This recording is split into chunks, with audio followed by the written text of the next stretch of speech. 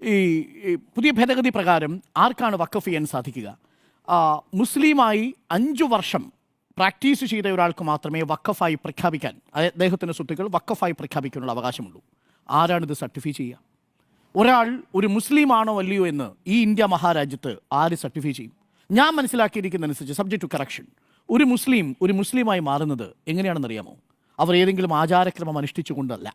അവരുടെ വിശ്വാസമാണ് ഒരാളെ മുസ്ലിമാക്കി മാറ്റുന്നത്. നമ്മൾ സാധാരണ കലിമ ചൊല്ലുക എന്ന് പറയും. കലിമ ചൊല്ലുന്നതോടു കൂടിയാണ് ഒരാൾ മുസ്ലിമായി ആത്യന്തികമായി മാറുന്നത്.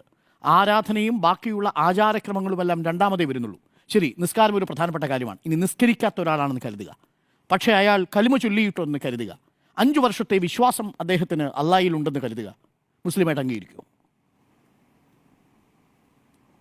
ഇത് ഈ നിശബ്ദതയാണ് യഥാർത്ഥത്തിലുള്ള പ്രശ്നം. അപ്പോൾ ഒരു വിശ്വാസി മുസ്ലിം വിശ്വാസിയാണോ അല്ലയോ എന്ന് തീരുമാനിക്കാൻ മുസ്ലിം മതപണ്ഡിതർക്ക് അവകാശമില്ലാത്തൊരു രാജ്യമായി നമ്മുടെ രാജ്യം മാറുന്നു എന്നുള്ളതാണ്. അത് ഇന്ത്യൻ ഭരണഘടനയുടെ ആർട്ടിക്കിൾ 25 നഗ്നമായ ലംഘനമാണ്.